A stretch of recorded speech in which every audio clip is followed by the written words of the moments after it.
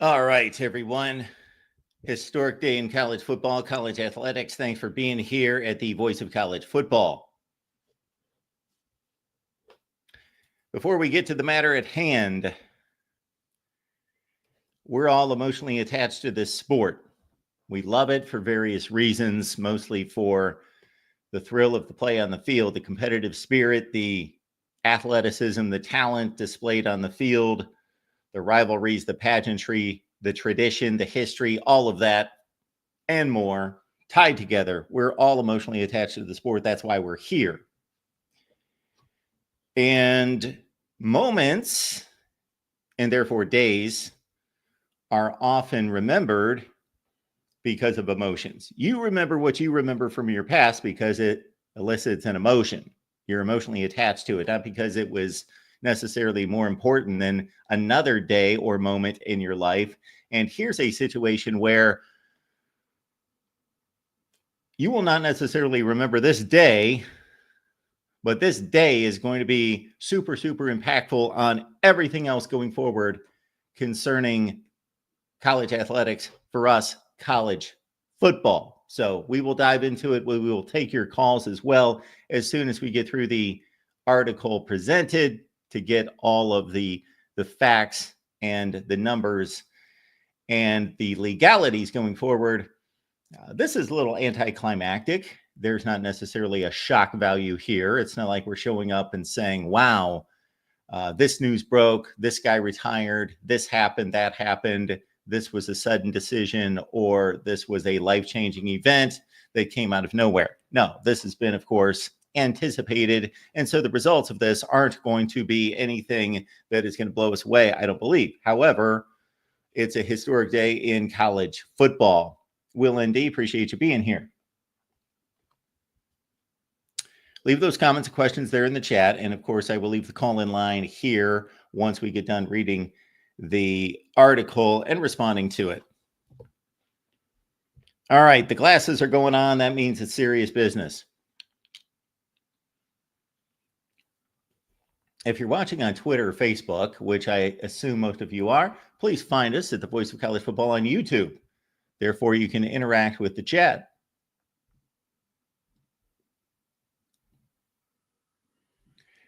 We'll go to the article submitted by Dan Murphy of ESPN. And just want to make sure all of you can see what I'm also reading. Okay, here we go. Judge okays $2.8 billion settlement paving way for colleges to pay athletes. Found out just a few days ago that this settlement had been extended to June 27th in regards to a ruling, but then they decided they didn't need that much time. So here we are. Schools are now free to begin paying their athletes directly, marking the dawn of a new era in college sports brought about by a multi-billion-dollar legal settlement that was formally approved Friday. Judge Claudia Wilkin approved the deal between the NCAA, its most powerful conferences, and lawyers representing all Division I athletes. The House versus NCAA settlement ends 3 separate federal antitrust lawsuits, all of which claim the NCAA was illegally limiting the earning power of college athletes. And just on face value about the bulk of this and that particular claim there, I got to say justice was done, and this is how we operate in our society in the United States of America. And yes, the athletes are earning the money. They are earning the money for the suits and the conferences and the administrators and a whole bunch of other people, television networks, etc. Wilkins' long-awaited decision comes with less than a month remaining before schools are planning to start cutting checks to athletes on July 1st. Both sides presented their arguments for approving the settlement at a hearing in early April. While college sports leaders have been making tentative plans for a major shift in how they do business, the tight turnaround time means schools and conferences will have to hustle to establish the infrastructure needed to enforce their new rules. Yes and no. They will have to implement those things in a hurry. They will have to make maybe bureaucratic type of submissions and maybe some physical changes and do some things on campus and with lines of communication, all those things. I get it, but those should be in place. Those should be in place behind the scenes because they know that this was imminent. The NCAA will pay nearly $2.8 billion in back damages over the next 10 years to athletes who competed in college at any time from 2016 through present day. Going to raise my hand on that one, and I have in the past because I didn't understand the 2015 ruling or the 2016 ruling as a grandfather clause of paying those athletes, because obviously this has been a money-making machine for decades and generations. We should be paying like 75-year-old guys sitting around who played in the 1968 Rose Bowl.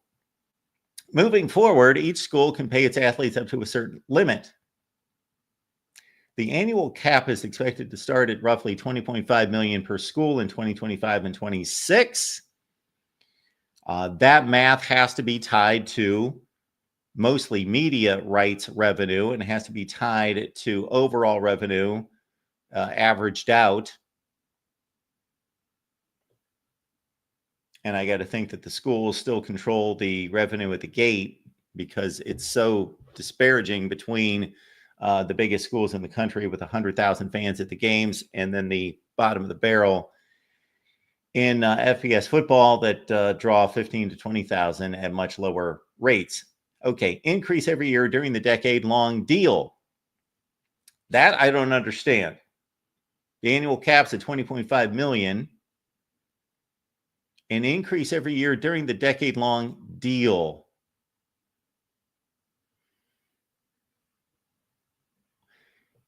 If the decade-long deal, okay, this is a decade-long deal that runs a little bit further past the media rights deals that bring in the bulk of the revenue. So there's an assumption there that that money is going to be maintained in the new deals. And it should be. The network deals, the media deals just keep going higher and higher and higher for two different reasons. Number one, there's more money being made and more potential of money to be made because the sport becomes not necessarily more popular, but it becomes just as popular. It's maintained its popularity. Therefore, there's inflation to deal with, and therefore everything's more expensive. So the dollars aren't worth as much money as they were 10 or 20 years ago. But there's a bit of an assumption made there, apparently. These new payments are in addition to scholarships and other benefits the athletes already receive. Scholarships, let's not discount scholarships. I hate when people discount scholarships and the value of a scholarship.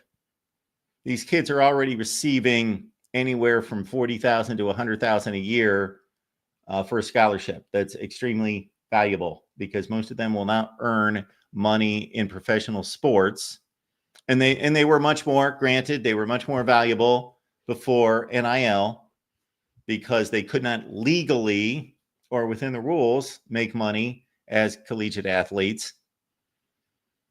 So, of course, the scholarship was a way of bridging to professional, normal, regular life, real life. But now you can have an athlete not make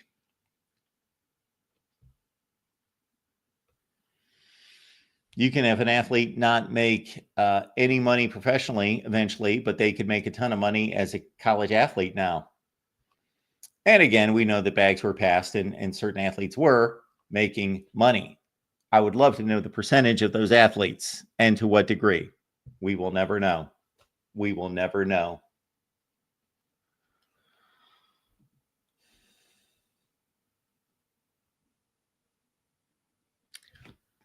The order is a major milestone in the long push to remove outdated amateurism rules from major college sports. Since 2021, college athletes have been allowed to make money from third parties via name, image, and likeness. Boosters quickly organized groups called collectives that use NIL money to de facto salaries for their teams, in some cases paying millions of dollars, mostly to top-rated basketball and football players. Now that money will come straight from the athletic departments. Okay. That is one point right there I wasn't necessarily sure of.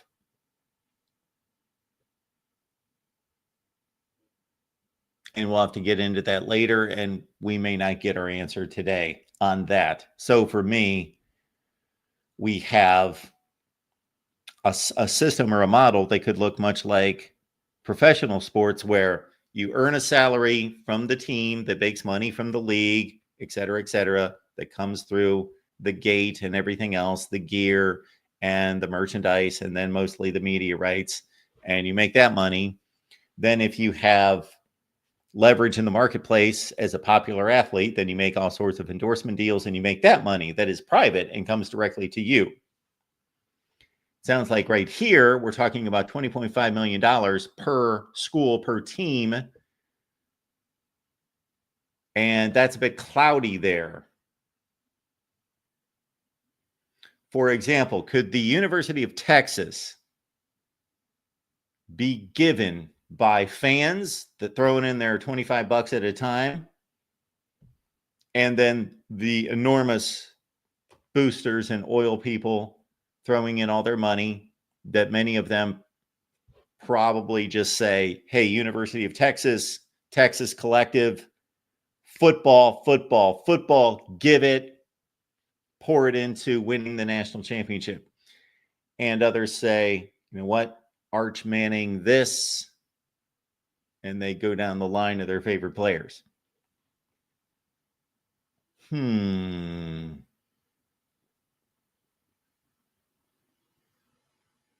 So I agree with this from a organizational standpoint, that it shouldn't just be rich oil man pulling so-and-so off to the side saying, here's $1 million. You know, that was an amazing game.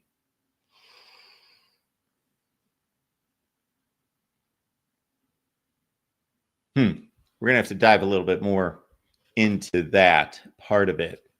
It's historic. Former college basketball star Sedona Prince, one of the co-lead plaintiffs in one of the lawsuits, told ESPN, it seemed like this crazy, outlandish idea at the time of what college athletics could and should be like. It was a difficult process at times, but it's going to change millions of lives for the better.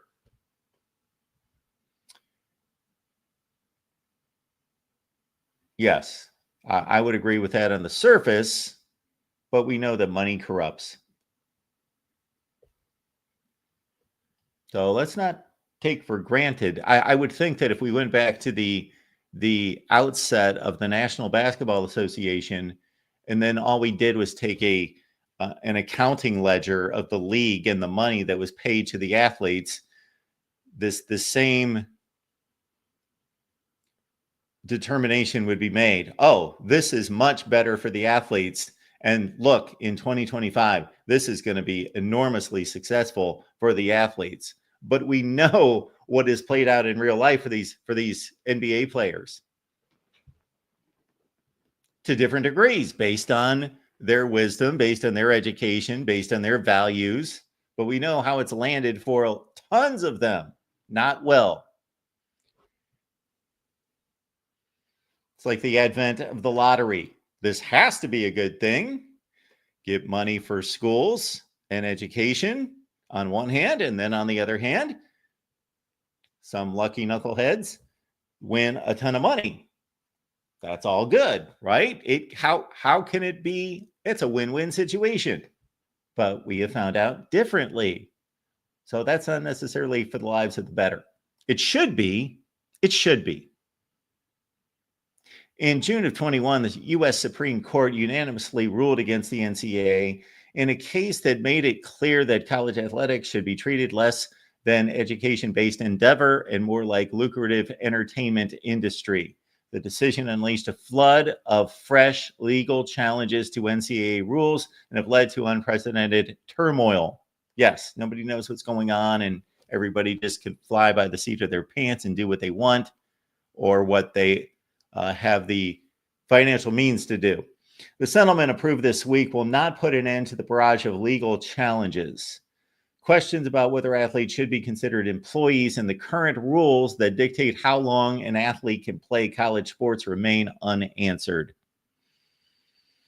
However, NCAA President Charlie Baker and others believe the deal will help schools regain control and tamp down, not familiar with that term, tamp down the skyrocketing, largely unregulated market for paying college players through third parties.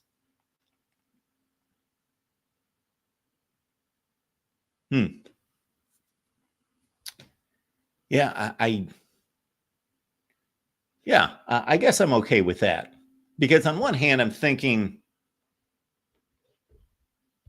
far be it for us in this country, because of our freedoms and freedom of choice and freedom to make money, for the schools to dictate and funnel and regulate money that's going to come to a particular athlete through a particular NIL deal that they may broker on their own. It's basically an endorsement. Let's just call it that now.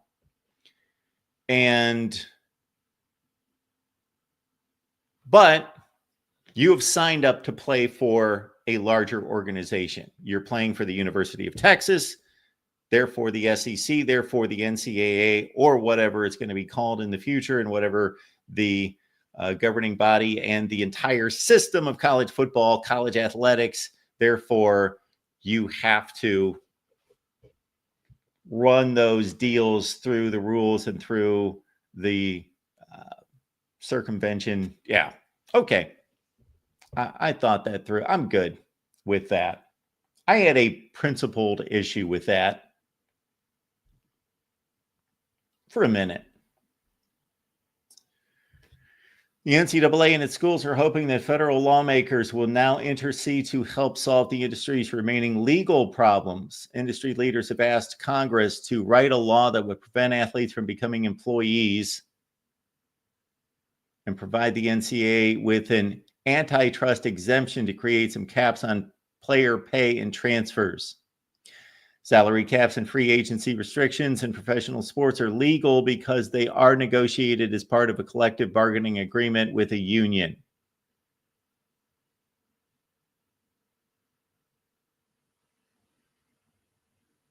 Yes. There's our hang-up. College sports leaders say many schools won't be able to afford to fund their teams if players are deemed to be employees and allowed to unionize. The settlement gives the school, well, I would think that you would always be able to afford the players because, hey, if this is going to be a business now, we can't have this both ways. We can't have this both ways. This is what needs to be understood. At least in my mind, this is how I see it.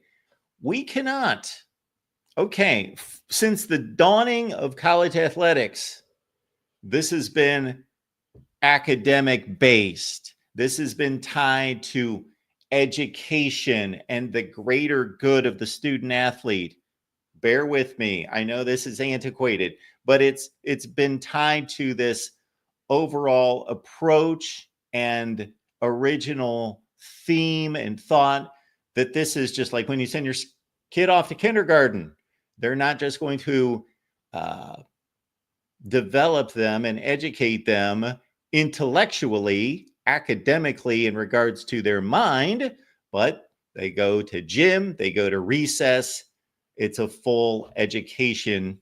And then they learn about organization of sports and games, and they get exercise and all those things. So this is where it started as a more well-rounded, and then people that had the ability, the talent, and had the desire to play more competitively than they did. And so we have this system that we, the taxpayers, have funded to support this overall education.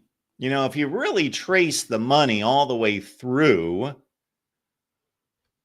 you know, it comes back to us to a certain extent, both as consumers, which is fine. I have no issue with that, with consumers, because we are consumers of the sport. Therefore, we're going to pay for the sport one way or the other. And even if you sit on your couch and you don't pay one dime directly to support college football. And even if you don't have a cable subscription and don't pay a dime and watch whatever you are paying in some way.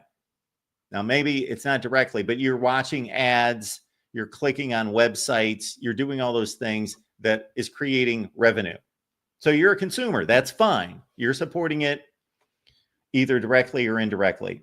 However, because of where this started back in the 1880s, where this started, 1869 college football, where this started was there was an education-based support that created a floor that, hey, if you're eventually going to become the University of Michigan football program or the University of Texas or Southern Cal, and you could make $1 zillion, great, because we're in the black and we can make a ton of money and still fund the football team. And then we can really promote it. We can really get the best athletes and take it off. But for MAC schools, Sunbelt schools, and lower, if we dive into the FCS,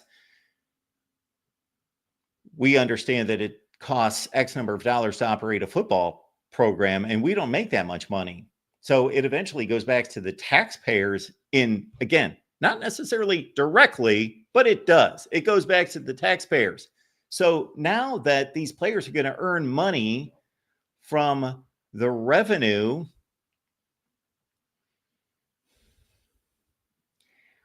this needs to be a decisive move in one direction or the other. And we know it's not going to be in the direction of what it's been in the past. It's going to be the direction toward making them professional athletes. And even if they get around not calling them professional athletes, they are professionals. So, you know what? If this puts Kent State out of business in terms of football, so be it. There are going to be casualties involved. The players want to make all this money, then there are going to be casualties. There might be a limited number of spots. We already know that that's coming. So that's not going to impact the guy who's good enough to be a starting quarterback in the Power Four, but it's going to impact the guys that are playing special teams in the Sun Belt or the MAC. And do I feel for them? I actually do, because they are playing collegiate football because they're good enough to do it. And then they're good enough in the old model to be good enough to benefit from that by supporting their education. So also playing football and doing something that they enjoy, hopefully, or they at least know that they've got the ability to do at some level to maintain a scholarship and pay for their school when maybe otherwise they couldn't do that. Those are going to be less and less. Those type of systems are going to, those type of situations are going to be less and less.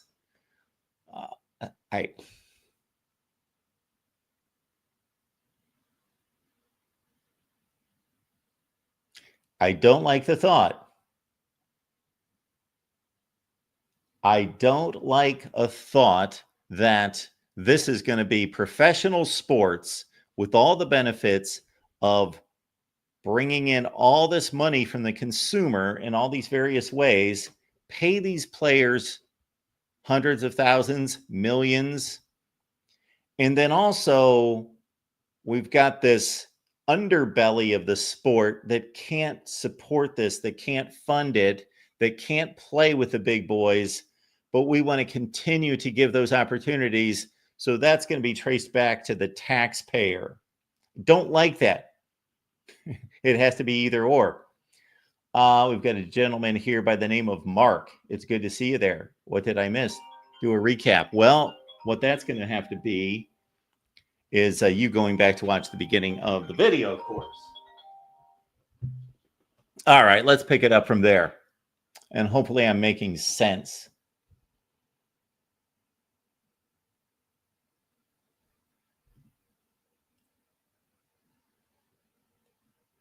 And this might be a good time to take some comments. We've got Adam here. Adam's the legal expert here at the Voice of College Football, so we appreciate him being here.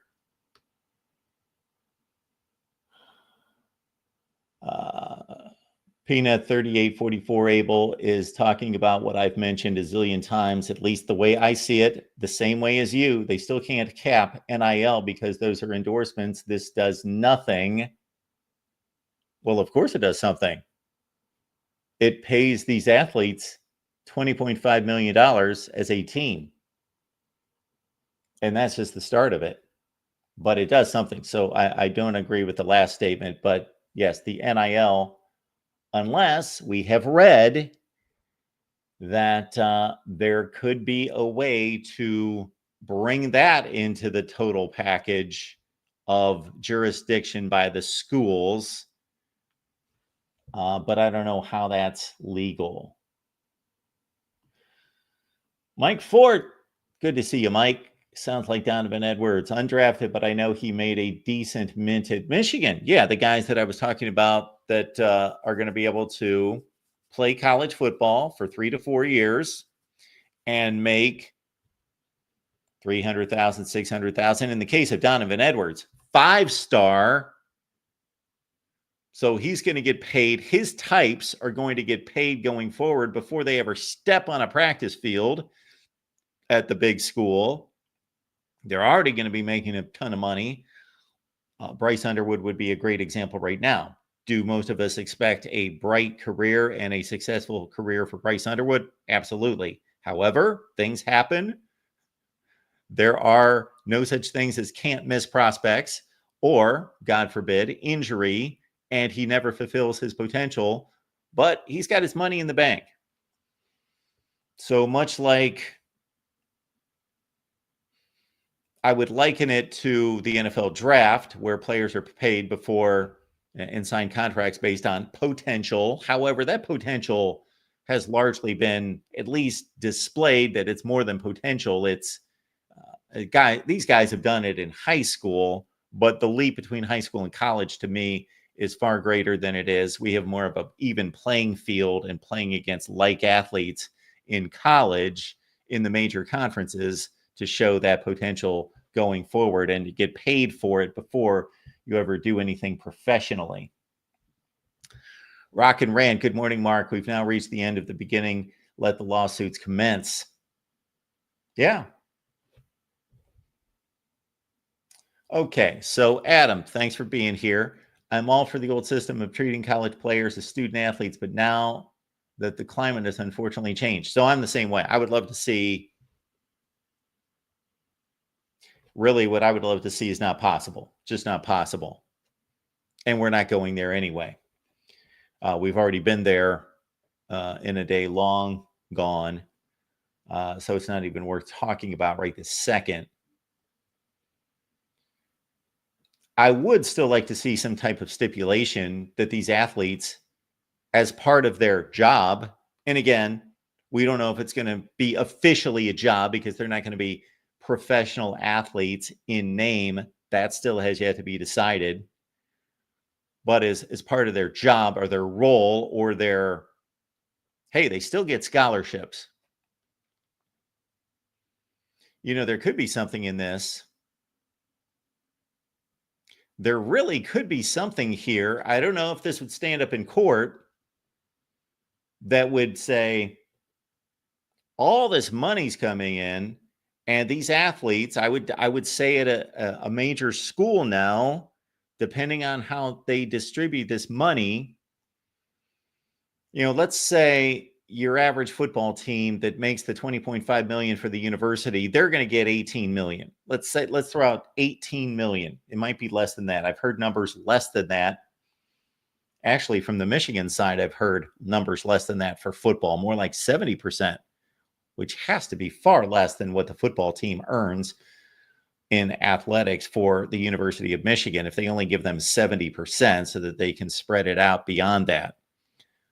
So let's say it's $16 million for the football team with 100 players. They're obviously making $160,000 per player. So you're going to have guys making, we're not talking NIL, we're talking about income distribution, revenue distribution. Got players making 800,000, guys making 50,000, and it's all over the boat, all over the place there. Maybe this wouldn't hold up. But you almost want to say, you know what? If you're making $2.5 million and you're a professional athlete or whatever you're going to be called, then do you need a scholarship? And then that would probably lead us down the path of these players not even going to class and participating. But let's still understand that most of them have to. Most of them, if they have a brain in their head, they have to. Well, they should all take advantage of the free education. Regardless of how much money they make, they should, maybe aside from the indoctrination, they should take advantage of the free education. I would advise my son or daughter to, regardless of how much money they made. It's a free education, and you know they have an educational system that is first rate and first class at their fingertips. Now, I think that's a cautionary tale in this day and age. We'll not go the political route, but I will for a second to say, yeah, I would be discerning in regards to what I would listen to at a university, who I would go see, what classes I would take, and all of that. I've already experienced that through my daughter. But so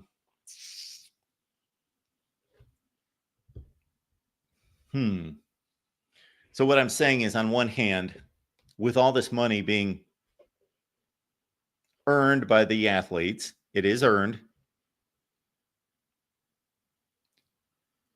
Why not say you don't receive a scholarship? However, if they don't receive a scholarship that ties them to the university, then I don't know how you force them, how it becomes part of the agreement that they still go to class. I want the players.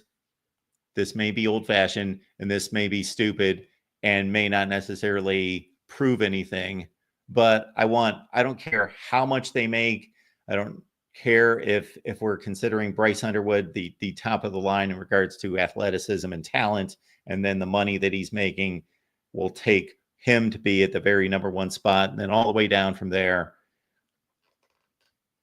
I think it should be a requirement that they go to class, that they take tests, that they write papers, even if it's by AI. They write papers and they do all the things that a student must do. And that's for their own good, actually, for the betterment and development of them as individuals, but also for that fringe guy that's going to make $80,000. Let's say you are 17 or 18 years old, you come from a poor upbringing, you don't have any money, and suddenly you're making $80,000 a year. You think that that's a gold mine. You think that's, shoot. So let's say if $80,000 was $30,000 when I was going to college, if somebody suddenly said, you know, you're playing football and you're going to make $30,000 a year, I would have been like, well, that's amazing. That's phenomenal. And I got $30,000 a year. I can blow it. I can do this. I can do that. I can do. But for their own good, you're going to have to go to class and be a student. It's part of your contract. Adam says, preventing athletes from being classified as employees raises serious constitutional questions under the Equal Protection Clause. Yes, because lawyers don't care about anything except churning files and making millions.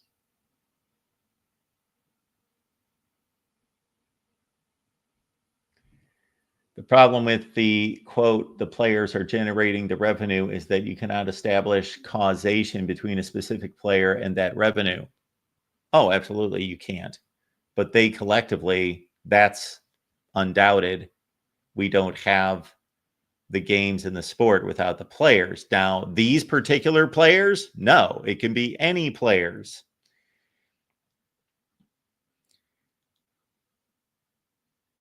If the top 100 players in high school football that are coming into college football in 2025, if they just suddenly disappeared or lost interest, I don't want to make it more fatal than that.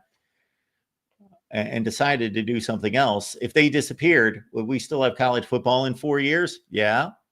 We'd have other guys playing college football. Yes, there is no causation between a specific player generating that revenue.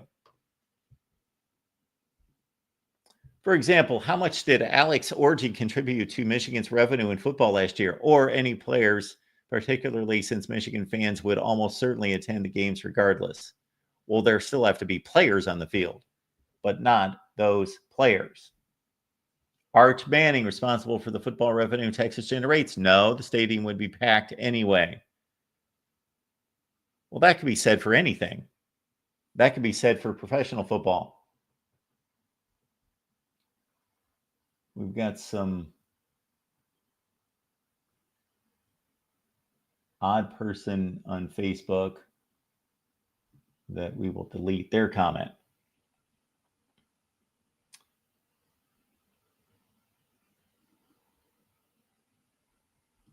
And then here's the counterpoint. Arch Manning jerseys. But if Adam's point is that if Arch Manning didn't exist, then it would be Johnny Smith's jersey. There's always going to be somebody, but that's a moot point because there will always be somebody, and the players have earned pay in all of this. Although that pushes some of us to a place we don't like to be, many of us, and I will raise my hand, including myself, I would love that if we had a system where everything was clean and above board and the players played high school football, they committed to and signed with the university, they received a scholarship, their family situation was reviewed just like any other student, and if they need further compensation, they're taking these athletes for years and years and years and decades and decades and decades have been taken care of by the football program. Anyway, when I say they're taken care of, I mean even the players that don't receive a dollar of extra incentive, like bag money. I'm not talking about even that. They train in the finest facilities. They're housed. Who knows what their housing looks like at this point? Again, I'm going to the special teams level. They live in very comfortable surroundings. They have training tables with the best food. They can go eat anytime they want. So they're basically taken care of. It's like being the president and saying you make $400,000 a year. Well, they don't need $400,000 a year because they ride in limos and they have their meals and their housing and everything taken care of for them. So I would love to go back to a time and place where the only compensation would be, let's look at their home life and the income generated by their family, and then supplement that to some extent to help out. But that's gone. That's history. And it's not even legal, because I wrestle with that, because it's not. They should be able to earn the revenue that's generated by them. Not to mention all the money that comes in from the collectives. That's what really got me 10 years ago. We're working on 10, 11, 12 years since Johnny Manziel was signing autographs and making money and got suspended for a half to start the 2013 season. And right then and there, I thought, these athletes, regardless of what we think about how much a 18-year-old should make, if people want to support it and they want to give directly to the athletes, we live in America. They should get the money. Adam says the school should not be allowed to pay the players anything. The players should be allowed to profit from using their name, image, and likeness, which was the original intent of NIL, to do this. Yes, to do this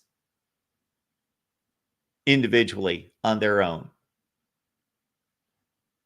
And I would be okay with that, except we also have now revenue that's generated by the players through the media rights and the gate and the merch.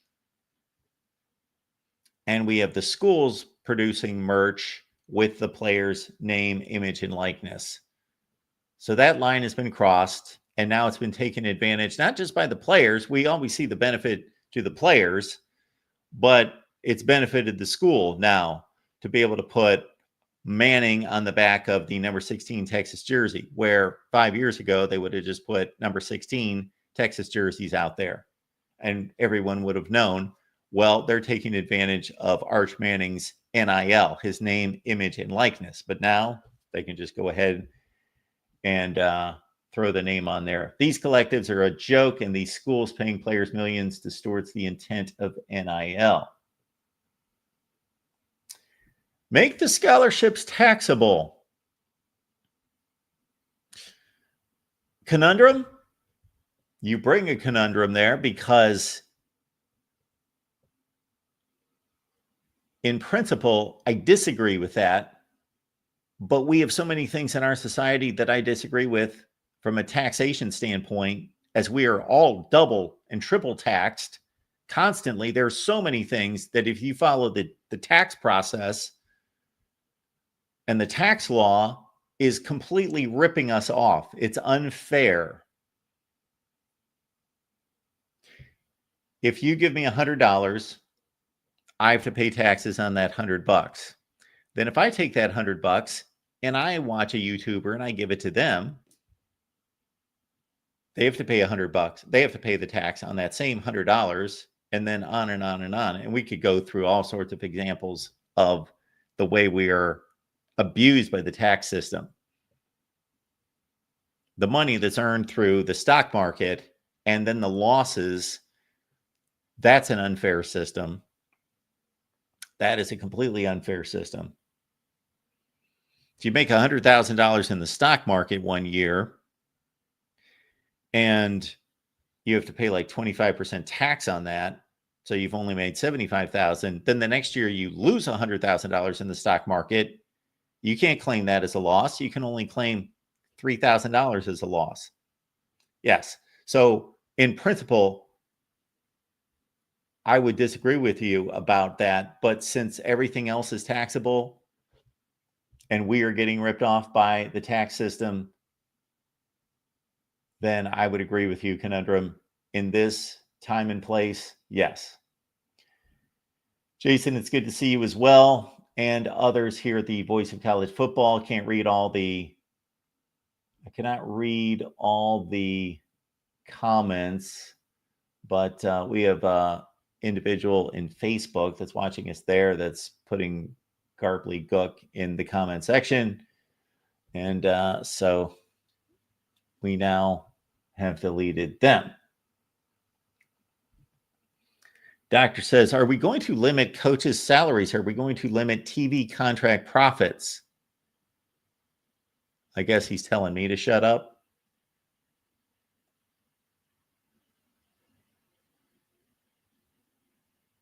I don't know what he would be responding to, or I would respond back. The all caps are typically a poor indicator of somebody's intent, but maybe not necessarily. I can't respond to that because you can give us a call and we can discuss that. Rudy, love your work, Mark. Always great work. And yes, rooting for your football team. I love to see that.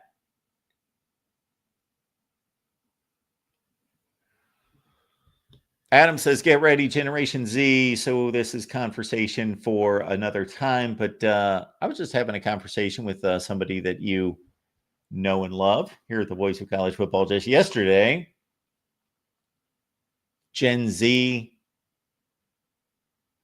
I saw on a news report the other day where AI has made it so easy, obviously, for these students to do homework that the colleges and universities and even the high schools have difficulty evaluating the students and grading the students, because if they can just pass everything through AI, they don't have to do anything anymore.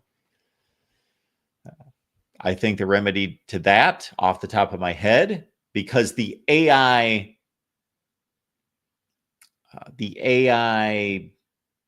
indicators, the AI, I can't think of the term that I'm looking for, the ones that detect, the AI detectors can't keep up with the AI technology that stays ahead of it. Catching the criminal, the technology there can't keep up with the criminal, is how I understand it, based on the report that I saw. And I remember writing class. Oh, we're going way off topic. I'll get back to it, folks, after I make this comment. I remember writing class in college. And of course, our writing was done at home. And then we bring in our paper and it would get graded. However, for the midterm and the final exams, we had to write in class and we had no idea what we were going to write about. We just walked in that day and he said, to be somewhat fair, you got a choice of 3 topics, but we didn't know what those were. It wasn't like he said, you're going to have to write on John F. Kennedy and you got a week to think about it. And that's going to be the final exam. No, we walked in, boom, you have your 3 topics and you can choose one and you got to write for the next 2 hours. That's how I would conduct homework. Would simply be with AI. Homework would simply be, this is your opportunity to practice. This is your opportunity to get good at and knowledgeable on the topic or the skill. And then exams, we're taking everybody's phone, you drop it in the bucket, and then you're going to have to prove that you know something, that your brain can operate.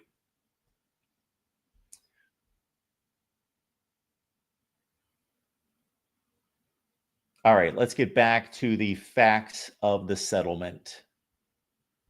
And reminding everyone, you're watching the Voice of College Football. When anything big happens, we are here. You can look through our recent and all-time history. Any big coaches firing or hiring, Lincoln Riley, Brian Kelly, Mark Richt, Mark D'Antonio, Marcus Freeman, all of them, we were here live. All the other breaking news items as well, right here at the Voice of College Football. So this is certainly a historic day, and we appreciate you being here. So please, our college football show, the college football show, Mondays through Fridays, 4 p.m. Eastern time. We've had an amazing guest list, and it continues to improve. We have Tony Barnhart of former ESPN fame, college football historian Tony Barnhart. He's going to stop by next Wednesday.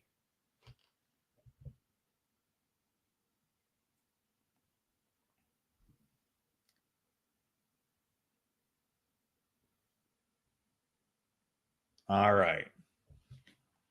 Let's start from the top here. The NCAA and its schools are hoping that federal lawmakers will now intercede to help solve the industry's remaining legal problems. Industry leaders have asked Congress to write a law that would prevent athletes from becoming employees.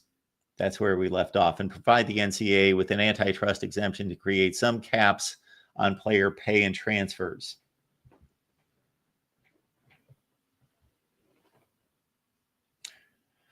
Salary caps and free agency restrictions in professional sports are legal because they are negotiated as part of a CBA with a union. College sports leaders say many schools want to be able to afford to fund their teams if players are deemed to be employees and allowed to unionize. Oh, they won't be able to afford. That's where we left off, talking about the Kent States of the world.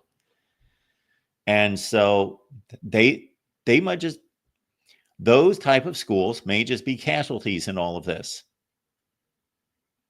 And I'm okay with that. This can't all just be a plus for the schools and the athletes, that everything benefits them and it's just just an endless flow of money in their direction. And then they also get supported by the taxpayers for those schools that can't afford to play football. No. If this is no longer going to be an amateur sport that is supported by schools and ultimately the taxpayers, then it's not going to be that. It is going to be capped, and it's going to be based on revenue, and many of these schools will not be able to afford it. The settlement gives the schools power to create new rules designed to limit the influence of boosters and collectives. Starting this summer, any endorsement deal between a booster and an athlete will be vetted to ensure that it's a valid business purpose rather than a recruiting incentive. Okay. I think all of this goes back in many ways to the basic fundamental structure of a capitalist society is that there is freedom of choice, freedom of ability to earn money. However, there have to be guardrails. And if you have a structure, a business, and this is a huge organization in totality that we can't even name because it's not the NCAA. That's the most recognized name to call college football, that it's run by the NCAA, but it kind of is in some aspects, but it's not. And it's out of their control at this point. That you can put guardrails on this.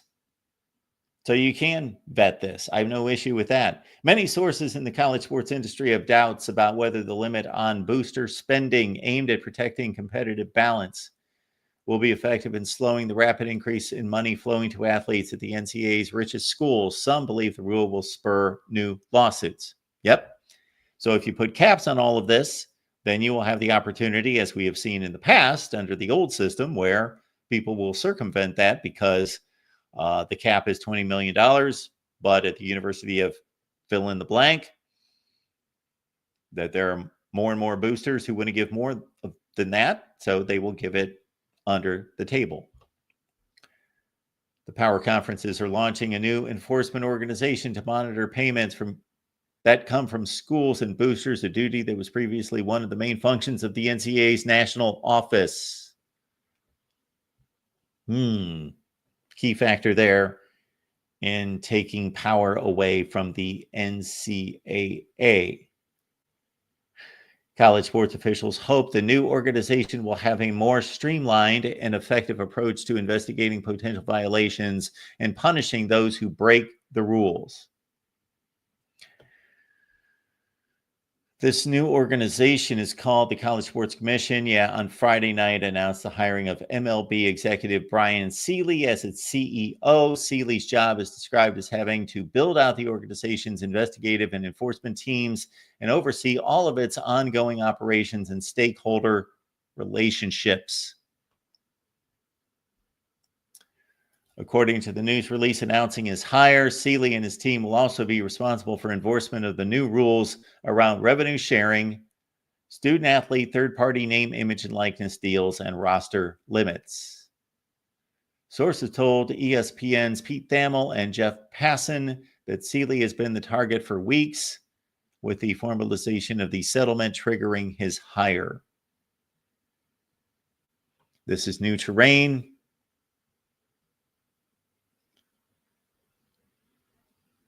Baker wrote in an open letter Friday night, given the defendant conference's new ownership of complicated pieces of rulemaking and enforcement, there will be a transition period and certain bumps in the road. Opportunities to drive transformative change don't come often to organizations like ours. It's important we make the most of this one.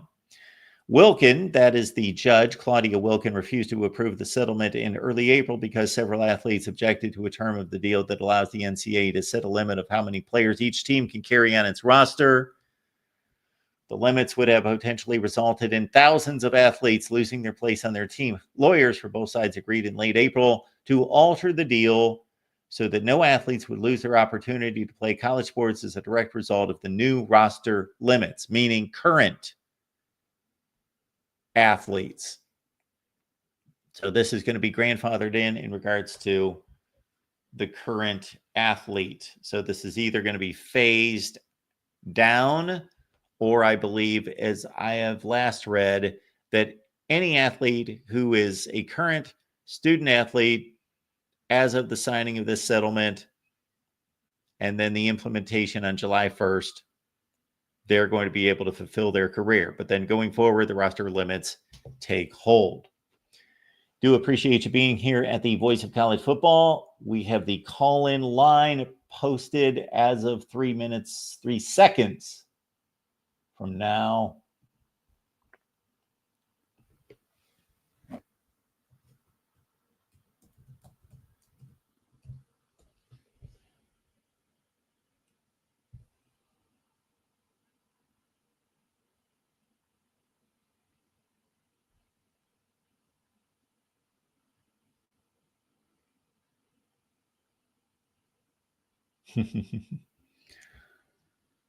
Boss Hog times thousands. And speaking about the boosters.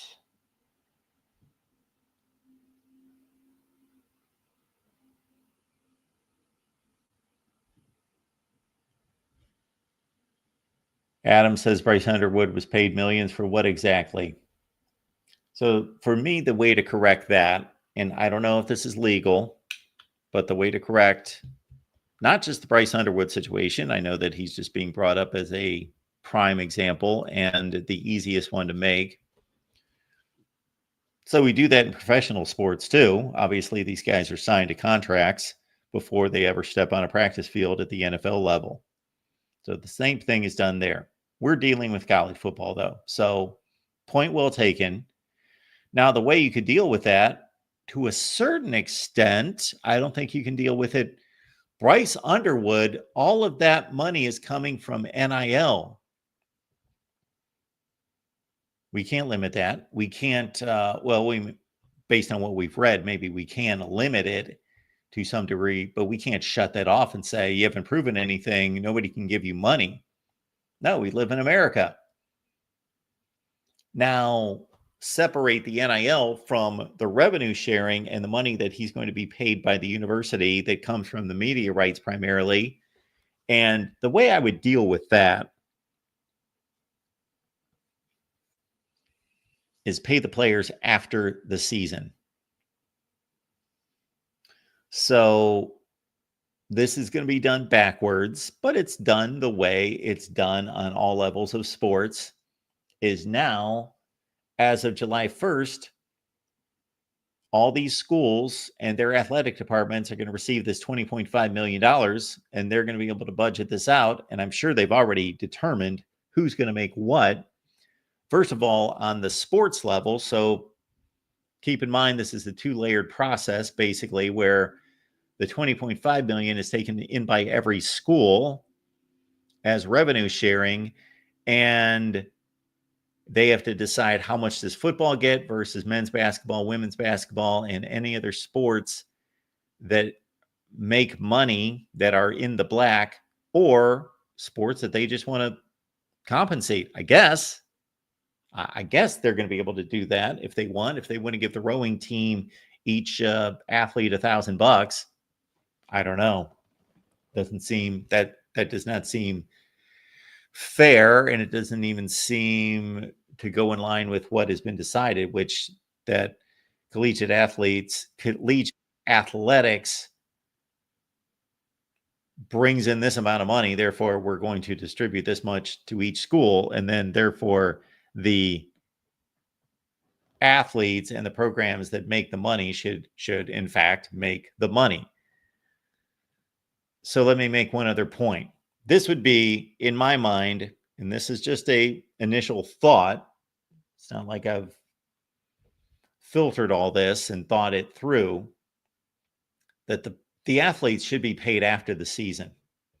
So you got, let's say, $18 million for the Michigan football team, that you should be able to play the 2025 season and then say, what did each one of the players contribute? Now we're going to base our roster salary distribution based on how they performed, but it's not going to be done that way. It's going to be determined before the season, and they're going to make estimations on starting quarterback's worth this.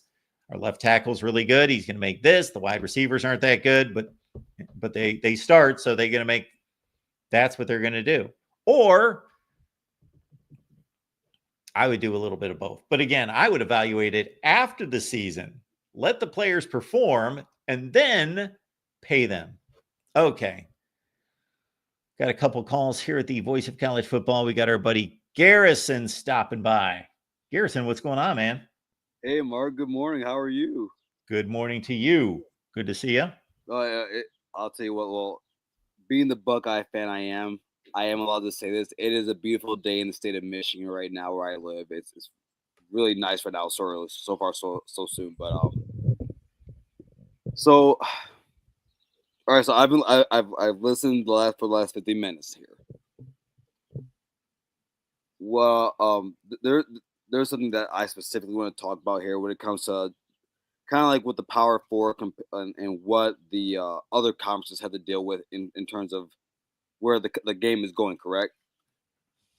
Um, One of my favorite quotes I heard maybe 7 years ago from Stephen A. Smith was, "Fair is a place where they judge pigs."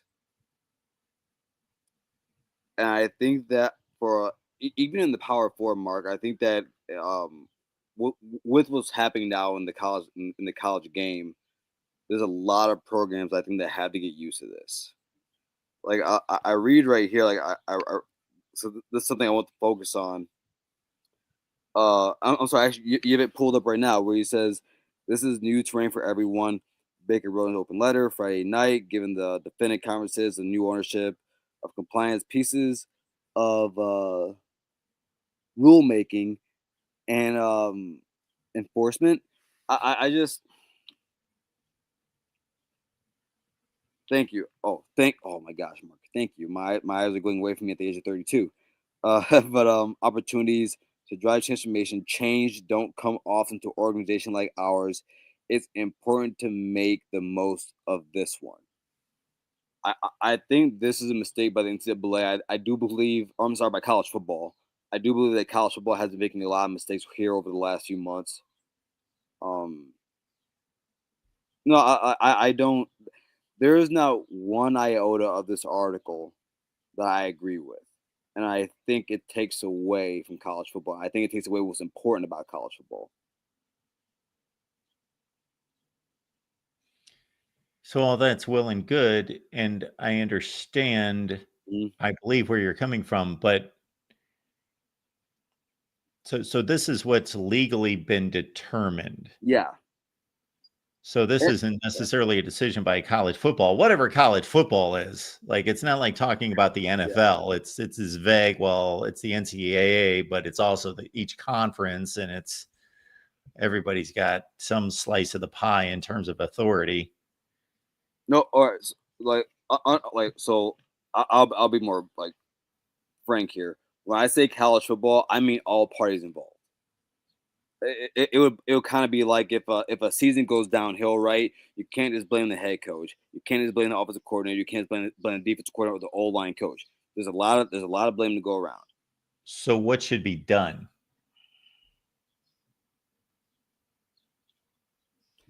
I could be honest, Mark, and say that I am in a situation where I am one of those people who was highly against this, but I do not have a solution, which is even worse, to be quite honest with you.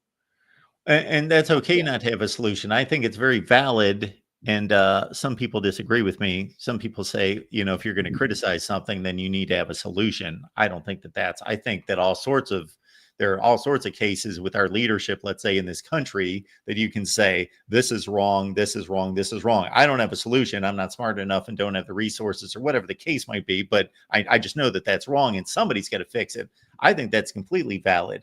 I guess I'm trying to yeah. pin you down on what would college football look like if you had your preference, but you also have to understand, do those preferences, are they legal? No, no, and I and like being honest here, um, I do believe laws have to be followed no matter what. But I am someone that I'm okay with calling out things like whether they be laws or not, and calling them wrong. Um, like for instance, like this past week, Mark, I had no problem. Like as much as I hold Ryan Day's hands, Big Ten should get 4 automatic bits. I think that's just bad for football, and that I can come up with a solution for, right? But I think that there's a lot in here where I think that I think there's too much in here to even come up with a solution, to the point where I wish I could come up with one. But to your point, if this was being handed down, or not handed down, if this was being forwarded, and I am someone who's always said, you should never get mad at the person that comes up with an idea when you can come up with one of your own. I mean, yeah, to your point, then I really shouldn't have a problem with it. Well, no. Let me be clear. Mm? I don't believe there's anybody in this chat or anybody that's watching or anybody that's not watching, including myself, that has a solution to all of this. That person does not exist. And there are so many. Every time we read another sentence or two, we came to another, oh, that has to be figured out. What's going to happen there? That's screwed up. There's a lot to this. There's a ton to this. So I didn't ask it in such a way that, like, I was expecting you to go on a 15-minute rant and explain away how this is all going to be solved. More from the standpoint that you saying you disagree with all of this, me just trying to get a feel for how you want the sport to be run and what you think the structure should look like. If I could put it in the simplest, like in layman's terms, I think the sport should be ran kind of like the G League. At this point, I have no problem with college football being ran like the NFL to some extent. At the same time, I do believe that we should still treat these young men like amateurs. I don't. When you say treat them in what way? When you say treat, do you mean, are you talking about how much money they receive, or In every way? This is the example I give. Do you watch EPL at all, Mark? no? Okay, so I'm a huge Tottenham fan. I love English Premier League soccer, football, whatever you want to call it. There was a night where Bryce Sack and we got in an argument. Well, before we called a high school playoff game about Bryce Young potentially getting about $12 to $15 million. And I told him I don't believe any 17 to 18-year-old should be getting that money unless he's a professional. For example, an English Premier League player, a kid that's going to be in the MLB and actually play against grown men, actually play against the real competition. So, like, that would be an example of ways I would say I think they should be treated differently. Because I don't believe you to be a professional, not yet. Okay, so I agree with that to this degree. This is the way I think the sport should be run, and that is both principled but also legal. I believe that they're amateurs. They get a scholarship that's worth anywhere from $40,000 to $100,000 a year. So they are being paid. They are being compensated. There are scholarships, obviously, on every campus, and they are given based on your athletic ability, your brain, some kind of skill or ability. You can dance, you can do something that's extraordinary. So they are in the athletic bucket to say, you're exceptional at this. You bring this value to the university. Here's your scholarship. You don't have to pay a dime for this, and it's worth 40, 60, 80, $100,000 a year. So that is something. So I've always felt as though that they were being paid to some degree because they get a free education. And then in addition to that, especially in this day and age, they get to travel all over the country, and that's both a benefit and a burden depending on the travel circumstances and so forth. So they get to see and be educated by travel and by seeing different places and cities and things. But it's also a taxing type of thing. But they get the access of the best facilities in regards to training and so forth. They get the access of all sorts of game rooms and entertainment and so forth They get the access of a training table to go eat whatever they want, the finest food that you could imagine at any point. So all of that supplements this great benefit that they receive. So I think it could be, and I might be wrong, we got the lawyer coming up here, that it could be argued that they are already paid. And if they earn additional money, not earn additional money, but if a booster comes to that school and they want to pay that particular player X number of dollars, this is where we get into the whole NIL situation. You cannot limit that. You can't shut that off. Do you follow me there? That's different. Yeah. The revenue that comes into the schools based on the media rights and the gate and the merch and all that stuff, you've got that. And I kind of argue that away through a scholarship and all the benefits that come with that. But then here you've got NIL, where every 15-year-old on TikTok can get paid by all sorts of companies and people that want to pay them. So why can't these guys earn money on the side? And when I say money on the side, I'm not talking about $75 here and 70. Obviously, we know it can be millions of dollars, but we live in America. Yes. So this is where the dam broke, was they couldn't any longer keep, there was a rule in play that if you played college athletics, you couldn't earn money on the side. Well, that's completely illegal. Yes. So that's where I have the issue. Now, a lot of people are uncomfortable with a company coming to athlete X and saying, here's $15 million for 3 years.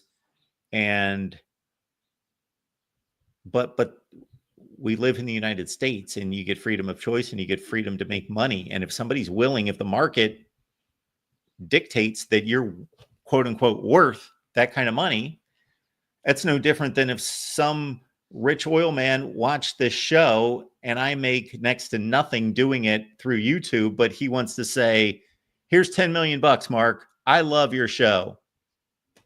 Nobody should be able to stop him from doing that. Correct? All right. So I'm a capitalist, and my heart wants to agree and say you are correct. Like that last part you said, you are correct. But I believe there is an essential problem with handing large amounts of dollars to not professionals, but to 18-year-old students. And yes, like I don't believe you. Like, I don't believe anyone should stop someone from getting money. But I do I truly believe the sport, these coaches, these boosters, anyone handing these monies to these, I'll just go out and say, because at 18, I don't think you're a complete man. To these children, you are breeding you're breeding something that's not good for them in the future.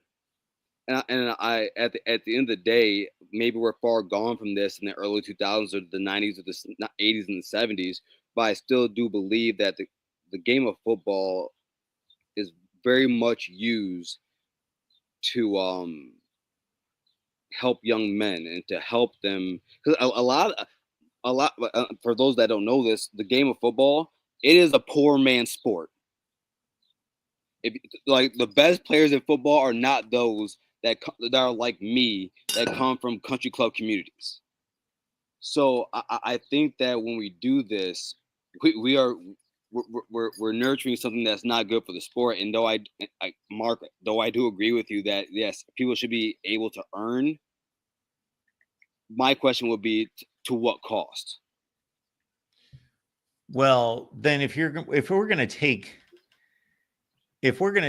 that stance, and I agree with you in principle, but if we're going to take that moral stance about what's good for people, then we'd go raid the shelves at convenience stores and take liquor off the shelf to say, Mark, I don't. people are running Those are into telephone professionals. poles because they drink too much. Those Like are professional people. They're adults. These are children. These are children. okay, but at the age of 18, depending on the vice, we make it 21 for some instances, voting, and others we make it 18, I guess, for voting and 21 for other things. Anyway, we could make all sorts of arguments about who can handle it and who can't and at what age, but there has to be a cutoff. And these guys basically enter college at the age of 18. So we can't legally limit them from making money.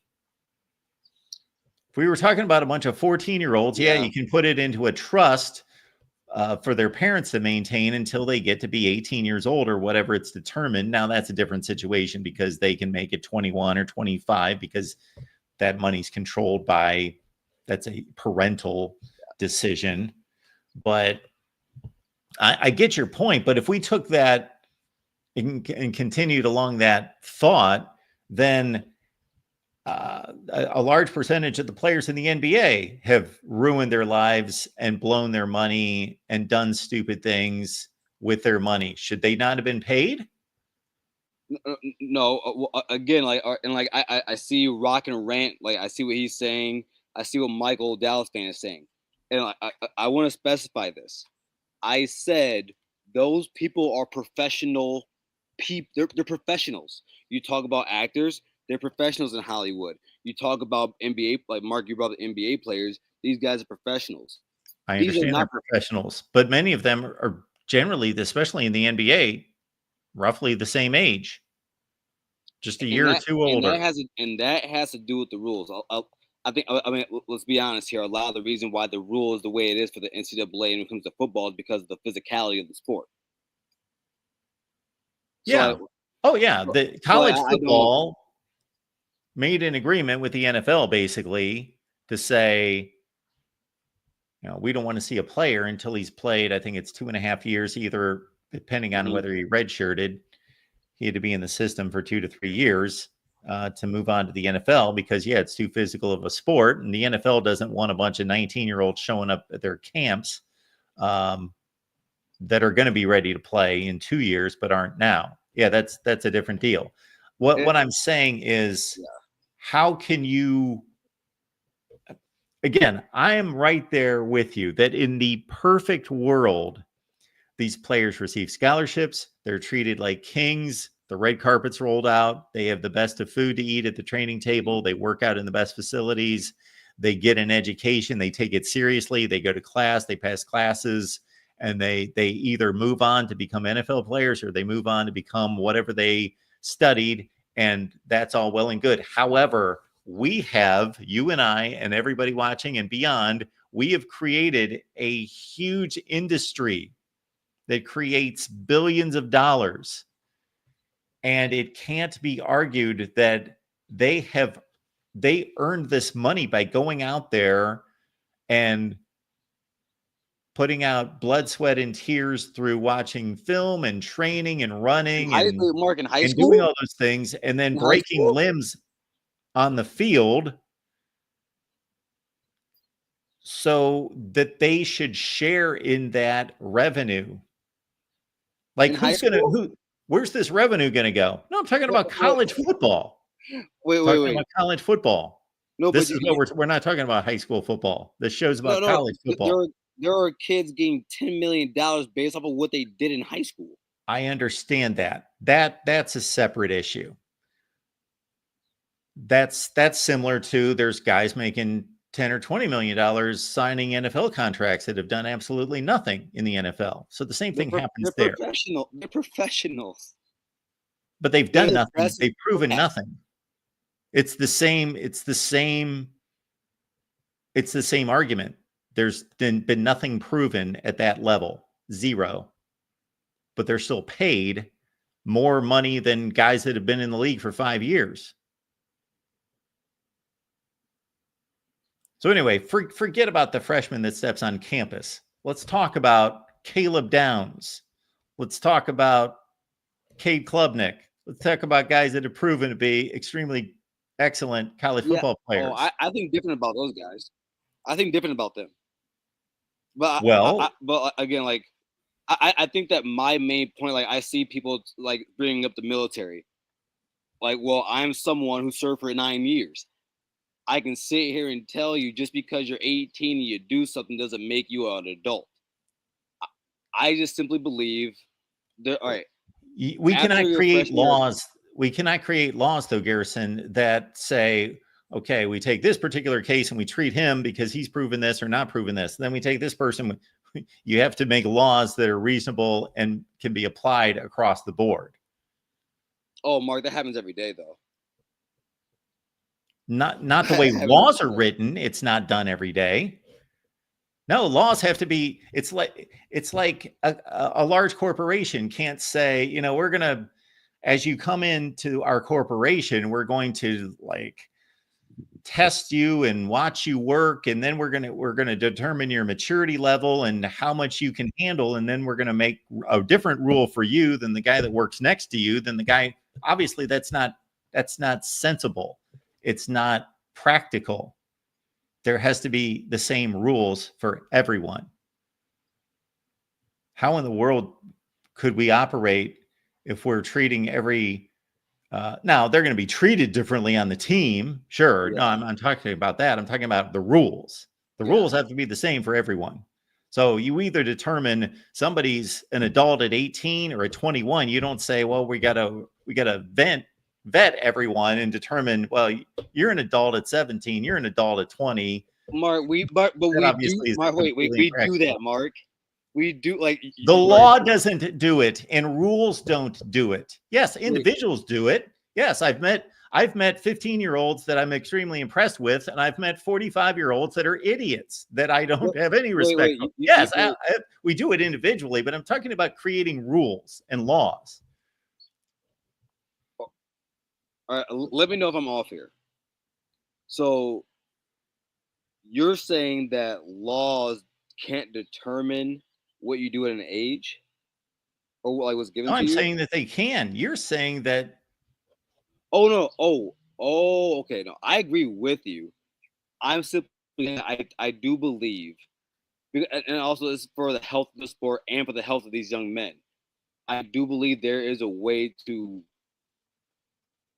I guess for lack of words, calm it down to what some of these young men are getting paid, because I don't believe it's good for the sport, and I don't believe it's good for these young men.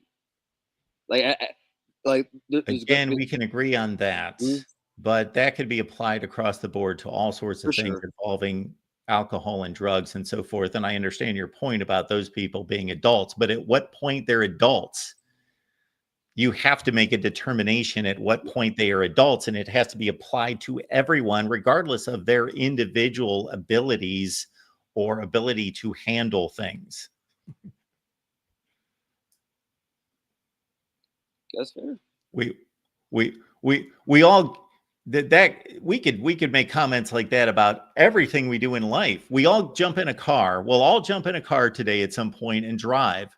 The ability of us, our driving abilities are all over the place. That doesn't mean that if somebody passed a driving test when they were 16 and they're now 60, and let's say they can barely drive, they can still drive just like I can.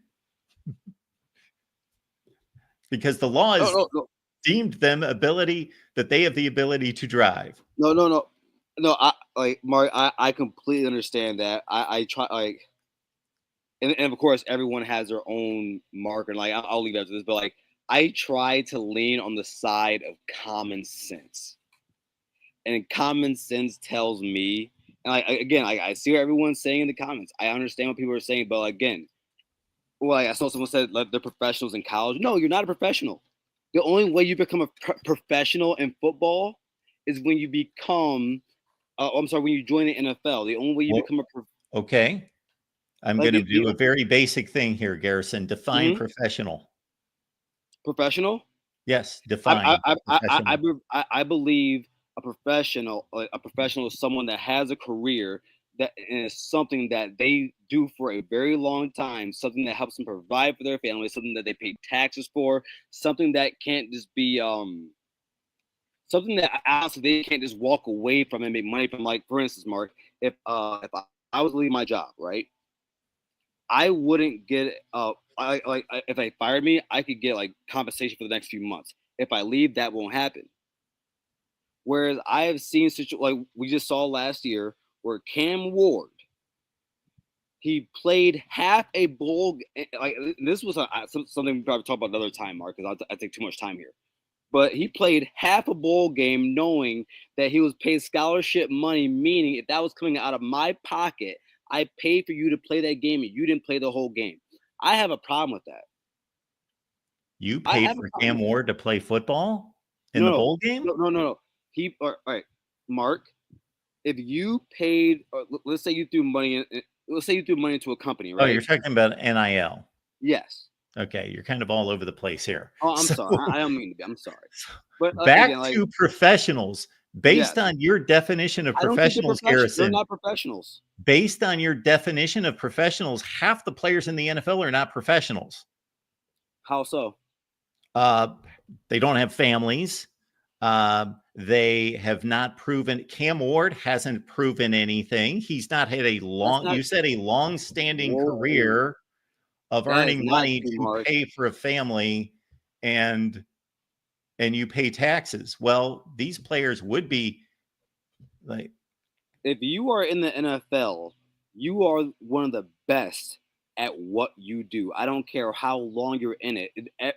There are a lot of you're jumping all over the place. Is Cam Ward the best at what he's doing?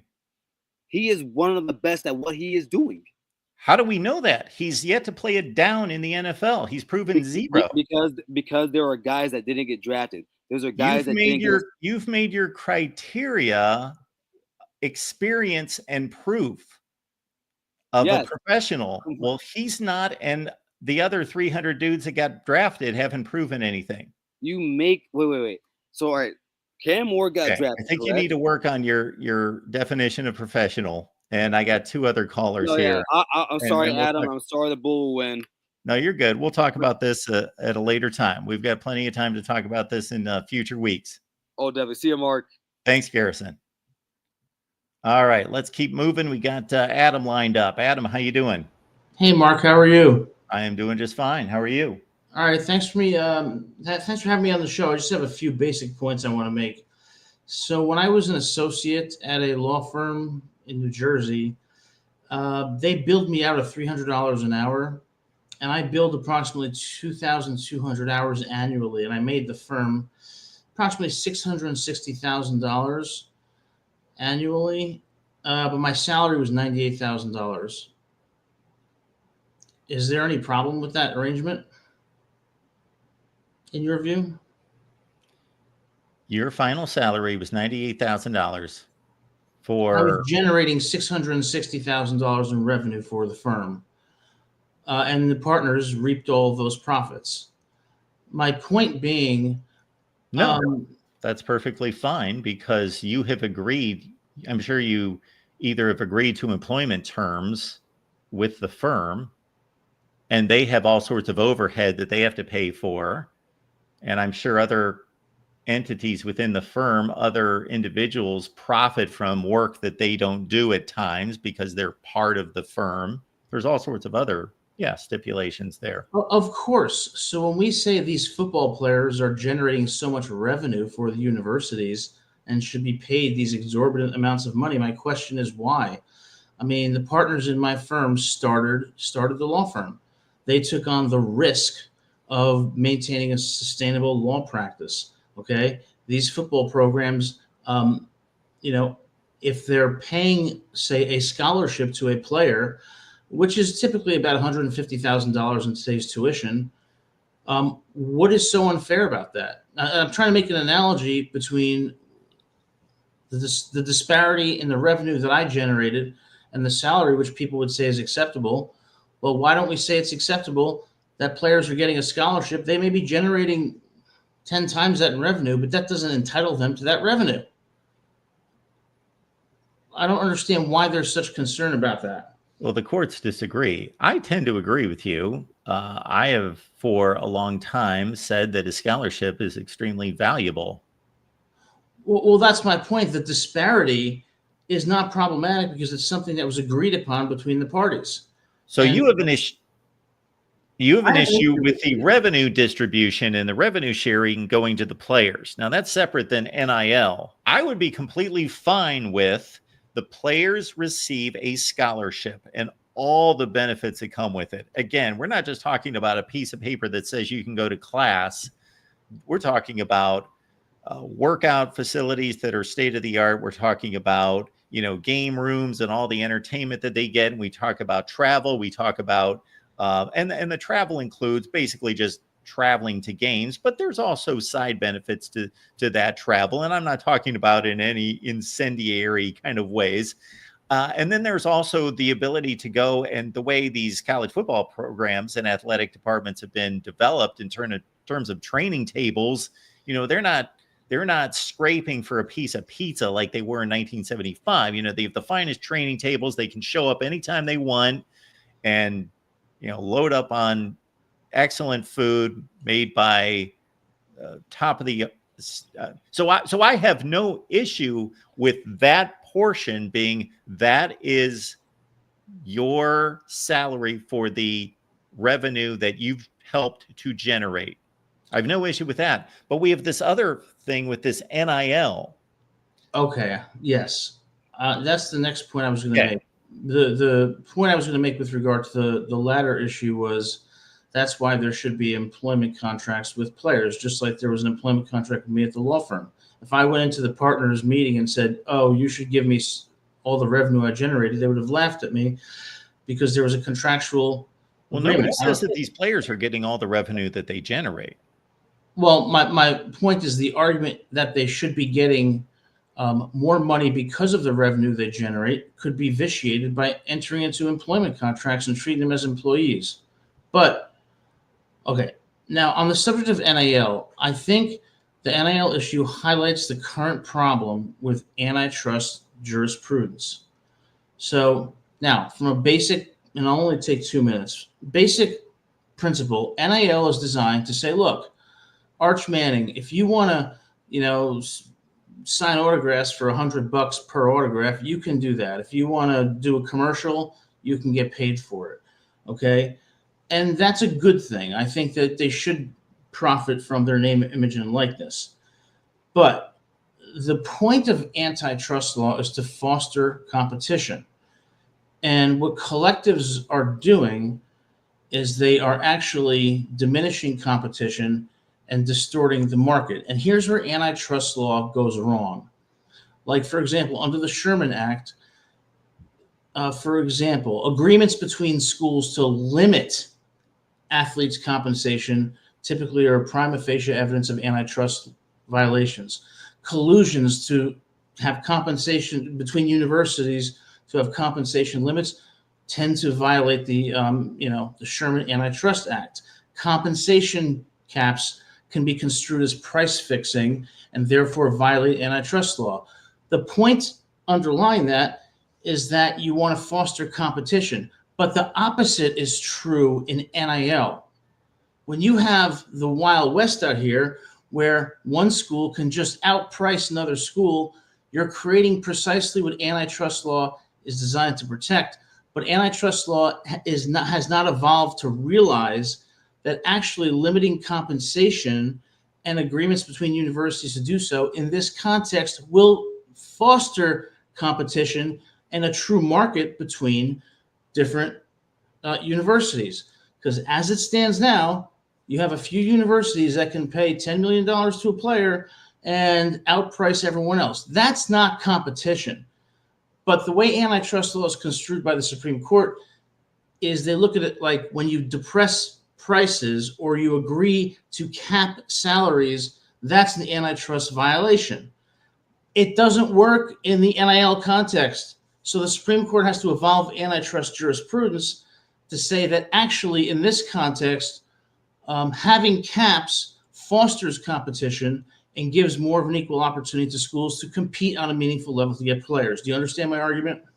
Absolutely. I understand your argument. And like much of my overall philosophy concerning capitalism, I agree with capitalism, but not just all out capitalism with no guardrails, no regulations, no nothing, just wild, wild west, and may the strongest survive, and that's it. I believe in capitalism. Now, there would be a heck of an argument and discussion to be had about where that cap is. Like if we had full knowledge of how much the Ohio States of the world could pay or bring in to supplement their athletes based on their connections, their boosters, their collectives, and what Rutgers could do and what other, then determining where that cap is obviously, as you well know better than I do, crucial. I agree completely, but the premise or the assumption of antitrust law is that depressing prices gives certain people unfair advantages in the market. But in the NIL context, caps actually effectuate the intent of antitrust law, which is to foster competition. That's where Brett Kavanaugh and the Supreme Court are going wrong. They're applying traditional antitrust principles to a new context that does not vindicate the meaning of the intent of antitrust law, and that's the problem.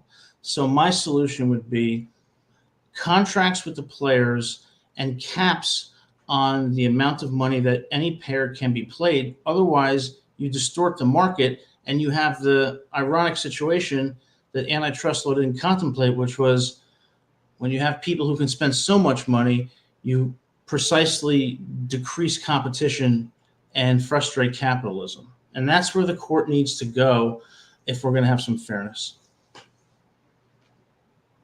But thanks for listening to my points, Mark. Absolutely. Always good to see you. Those are points well taken, Adam. All right. Have a great day. You too. Bye-bye. Appreciate Adam stopping by. All this discussion about money and capitalism and so forth, I'm doing a poor job of promoting. I'm a businessman too. So what's my revenue been for the last hour and 40 minutes? I don't want to see that. I'm making far less than Caleb Downs, I believe. Maybe $1 an hour, something like that. So the college football shows Monday through Friday, 4 p.m. Eastern time. And we are certainly in need of, let me check the time here because my time is, believe it or not, somewhat valuable. All right. And again, the revenue share for me is limited. It's not limited, but it is limited. It's not technically limited, but it's limited. All right, let's take our next call. Hey, what's up, Mark? What's going on, sir? What's going on? No, I think this is a good thing. I think somewhat for college football. I think this is progression, right? I think this is necessary progression. It's good that there's going to be a cap on paying the players from the university, even though some people say scholarship is enough.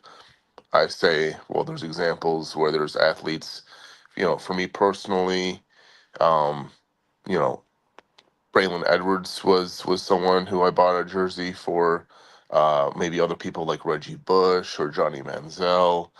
This obviously is where this all started, but this is where it started, right? They weren't seeing any compensation for that, and the university just soaked it up, and they soaked it up for a very long time, and they were selling players. That there's players right on TV, for these games being shown, and it's exciting. Like, oh, I want to see that player. Well, yeah, we're advertising that. That player didn't get paid to be advertised, for these commercials. So I think now you got to pay him, right? Now it's come to this. So, you reap the money for so long, you got to pay it back, sadly. Which I do find that it was funny. I did read there a bit that there was an algorithm that said 10 years was enough. Like 10 years back was enough. I thought that was pretty funny. Yeah, I have not been able to figure out, or nobody's been able to answer, because there's probably no answer to why 10 years, why 2016? What is the magical, man, let's screw those guys that played in 2013 That's right. and made all this money for the NCAA and for college football. Screw them. I don't understand. and I know it's difficult. You could be going back, we can be finding guys that played in the 1955 Rose Bowl that are 85 years old. Yeah. They generated money, but I think it's just silly to stop at 2016. Yeah, because I don't think that's going to happen. I think players are still going to say. I think Minister Sports had reported or brought it up that maybe Braxton Miller or something like that was going to try to Yeah. file suit. Maybe Reggie Bush was going to try to file suit Yeah. to get money, because it's like, well, what about it? You cut it back 10 years? That's not right. So I don't think that's going to work out. But what I really want to talk about, I think, because now that affects what affects now, and I'm very curious about it, is this clearinghouse. This, what was it called? Oh Doolittle? boy. Yeah.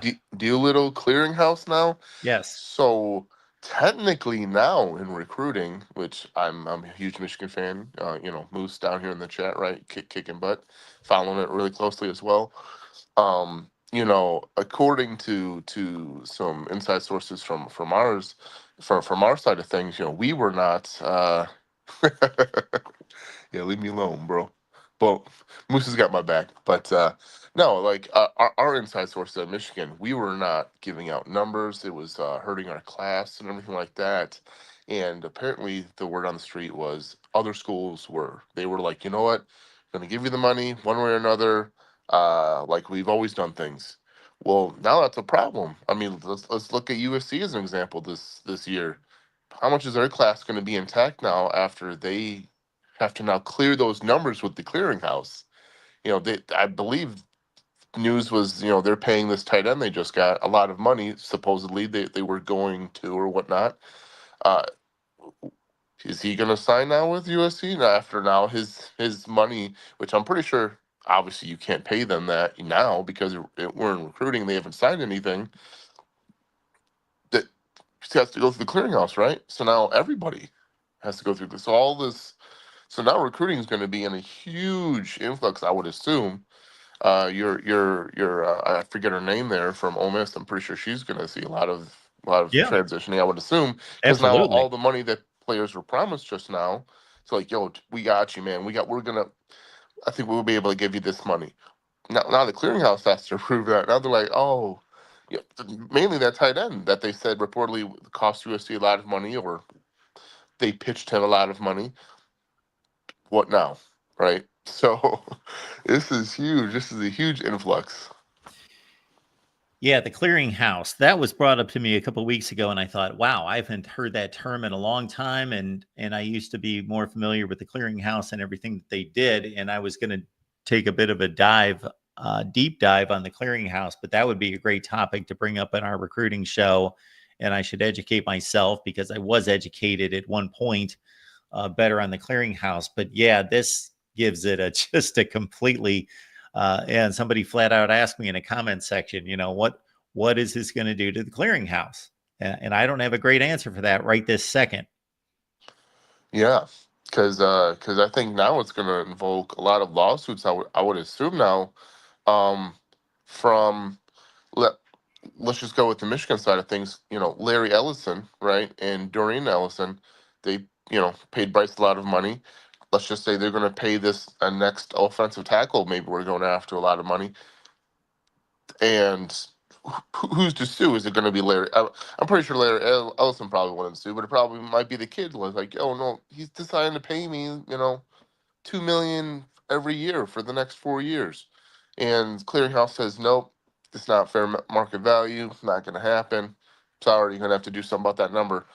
I'm pretty sure he would sue for that. He'd be like, if I have to spend $100,000 to get an extra $1 million, I'm pretty sure I'm going to do that.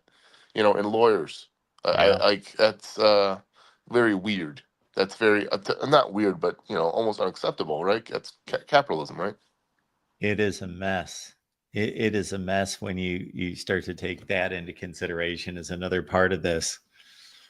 Yeah, that could just be that will create also a log jam of getting this stuff processed and getting answers to people.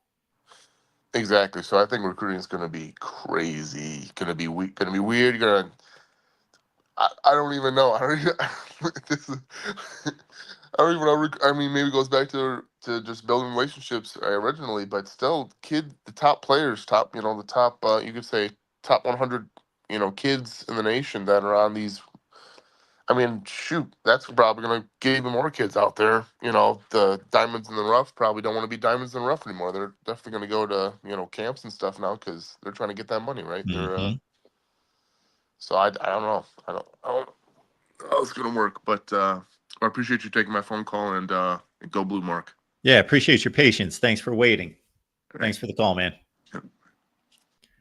Good stuff out of our callers today, definitely. So we read through the article from ESPN concerning the House settlement with the NCAA, the $2.8 billion that goes to the players, the athletic departments, and we're talking about just not college football players, but the greatest portion goes to college football, of course, as the biggest money maker that we have. I get together with you every day during the weekdays, Monday through Friday, 4 p.m. Eastern time. So please make it a date. Monday through Friday, 4 p.m. Eastern time. We bring on great guests. I usually have a big topic to present each and every day. And we're going to, I believe, I'm going to have a lot of work to do between now and then. But either this week, coming up on Monday, or the next week, all-time program rankings. I've got a system that involves 15 criteria, 15.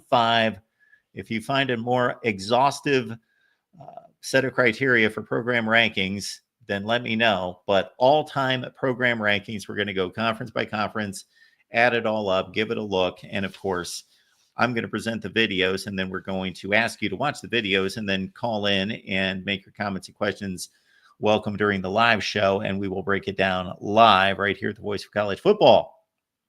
I am off to have a fun Saturday. Let's do that. Because my revenue share was a bit limited these 2 hours. But we appreciate you showing up because you can contribute in a number of ways. One way would be to shop Amazon using the Amazon link in the description section of this video and all the videos. When you use the Amazon link, guess what? Whatever that bill was to Amazon for whatever you purchased, let's say it's $100. Amazon's going to take all of that, $100. Or you can send 3, 4, 5% to the Voice of College Football. How about that? Why wouldn't you do that? Thank you, Jackson. He has posted the link right there. So we appreciate your contribution. And don't be concerned. We've tested this a zillion times, family and friends and you out there. And I so much want to appreciate and recognize the people that tell me on a fairly regular basis, hey, I use the Amazon link. Just want to let you know, Mark, thank you for doing that. I know it's not a pain. It's not a bother. It's you're using a link doing regardless, but it's something you got to keep in your mind and you got to be conscious of. So thank you so much for doing that. But you send us 3, 4, 5%, depending on the product of that Amazon purchase, rather than sending the full amount to the company that's already worth 2 or 3, not billion, trillion dollars. Okay. Thanks for being here at the Voice of College Football. We'll get together on Monday. We have a watch party that Michigan fans will be very happy to take part in. However, we may have to move the watch party. So the winner of the watch party for this month, we want to do a watch party once per month going forward, at least during the off season, June, July, August. Watch party for members of Patreon or YouTube, either one. So sign up right here. Blue Wolverine, thank you so much for gifting 10 memberships last night. Thank you so much for that. And so we've got the memberships available, YouTube, Patreon, either one. We're going to do a watch party, but I was in StreamYard here, and I saw that we were competing with the Michigan members only watch party, which would make 0 sense because obviously we're highlighting a historic Michigan win with our watch party. So anyway, we'll find another time to do it, and that will be announced right here at the Voice of College Football. But in the next 2 weeks, Michigan, Ohio State 2021 watch party. That was the winning game. All right. Thank you so much. 79 Jet Buck, good to see you and others here at the Voice of College Football. Moose, thank you so much for promoting and doing all that you do to help support what we do here and everyone else, Conundrum and others, Wet Blanket, I see you as well. See you on Monday.